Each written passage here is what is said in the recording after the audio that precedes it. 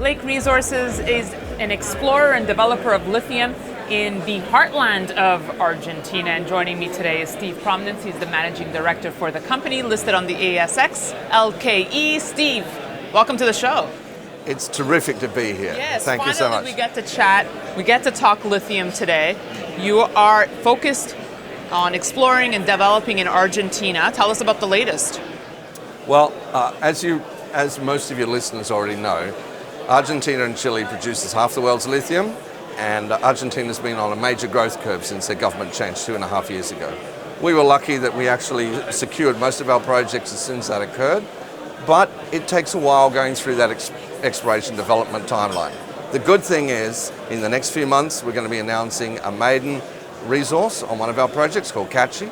It's about 80 kilometers south of the big producer FMC, and we're about to start drilling next to one of the other producers, Orocobre, and we have leases that actually adjoin them. And what's interesting about that is that at the moment there's a lot of lithium companies, there's only a few developers and ones in production. And what's great about our projects is on the one side, Nearology, we're next to a current producer, there's more than 15 million tons actually adjoining our leases. And then our other one is a big standalone, 100% owned, and that's what the end users, the battery makers, the cathode producers are looking for. So you mentioned you were dealing with 4 projects, right? So amongst them, how much lithium combined do you think you're sitting on? Well, unfortunately, I'm not able to provide all of those numbers yet. That's why we have a resource model. But suffice to say that right next to us is a reasonably well-known producer called Albemarle. They have a project called Antofalla, and we would expect a Cachi project to be at least that size. And the nice part about our recent announcements, it's clearly a scale, and the fact you own it 100%, that's also. Well, lithium has been such a hot topic this year, along with cobalt, and we're seeing more and more producers and explorers emerging in this space. How do you plan to stay competitive? The key thing you've got to have something that actually attracts the downstream end. I mean, we can explore, develop, get a few investors, but how do you really create money? How do you create value?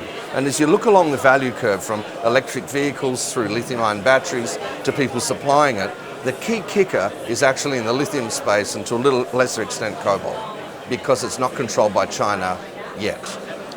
So the Chinese are producing more than half of the lithium-ion batteries, and the rest are coming from Korea, Japan, and we'll probably see India coming into the space.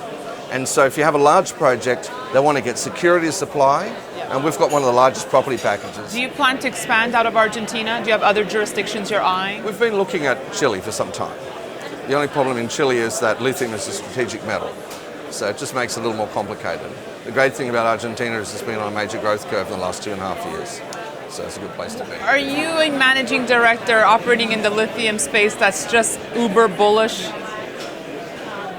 or more conservative? I'll tell you why I came into this space. So I've been in mining and energy now for 30 years. I've worked in banking, I've worked in equities, and I've been involved in projects. Electric vehicles are going to change the way we live. It won't be long, and we'll have an app on our phone like an Uber, and it'll pull up a Waymo or whatever. An electric vehicle will turn up that's automated at our front door, take us to where we want to go, and then move on. We won't even own cars soon.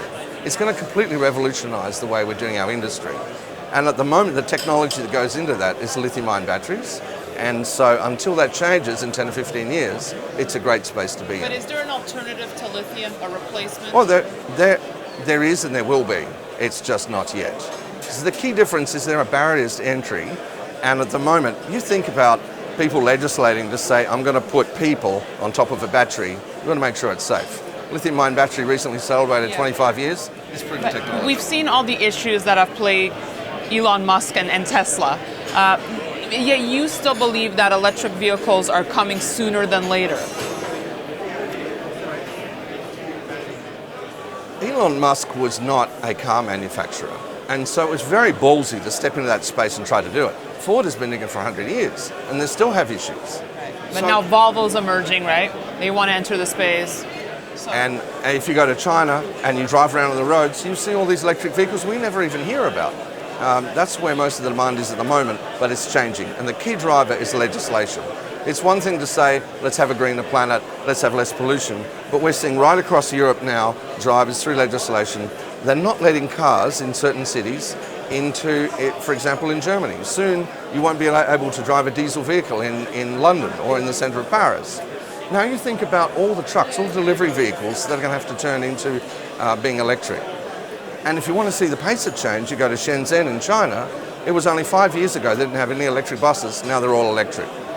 And the amount of lithium that goes into a car, you think about a bus, it's 8 to 12 times, same with a truck.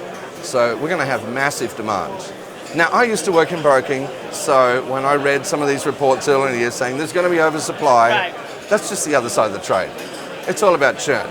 So if ever really got going a one-way trade, I want to sit on the other side, make some money. And it's very interesting, the provider of that information has now done 3 major capital raisings for lithium producers. So, Well, Steve, best of luck with the project.